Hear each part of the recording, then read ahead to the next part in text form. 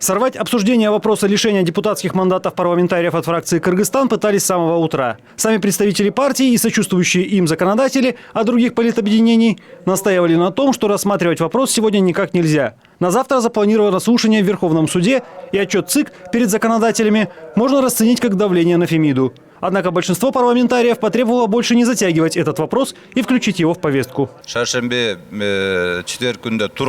Вопрос был включен в повестку дня 2 раза. В прошлый четверг искусственным путем создали отсутствие кворума. Это видели все. Не нужно думать, что если мы в зале, то никто ничего не видит. Любые резонансные вопросы мы всегда заслушивали на заседании парламента, приглашали ответственных лиц. А тут мы создаем искусственные препятствия. То в комитет отправляем, то говорим про суд. В итоге председательствующему вице-спикеру, к слову, как раз от фракции «Кыргызстан» Нурбеку Алимбекову, ничего не осталось, как включить вопрос в повестку.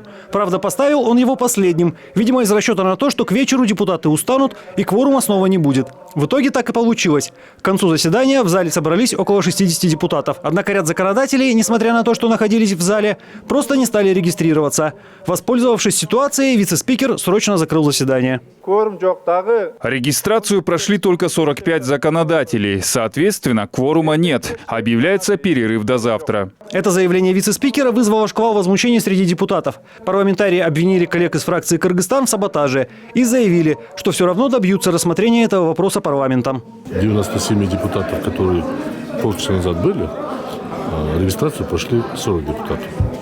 А сейчас просто возмущение идет, что в парламенте допускаются подобные шаги, можно выходить в знак протеста, но стоять в зале и не проходить регистрацию – это, на мой взгляд, не очень красиво получается. Законодатели настолько были заняты политическими интригами, что забыли, что вслед за отчетом ЦИКа должен был быть рассмотрен вопрос приостановки работы завода «Джунда».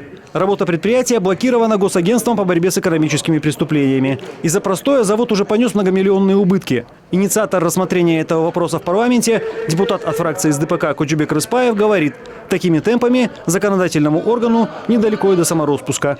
От 13-го за 7 дней 16 миллионов сомов, если мы из бюджета выпадает, например, почему мы не должны смотреть?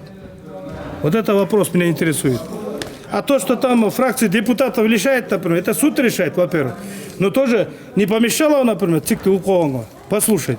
Уже без включенных микрофонов и без стенограммы депутаты, оставшиеся в зале, договорились, что отчет ЦИК будет внесен завтра первым. Ради этого откажутся даже от раздела «Разное». Идти на поводу у саботажников парламентарии не намерены. Игорь Потанин, Эрлан Кемельбеков, НТС.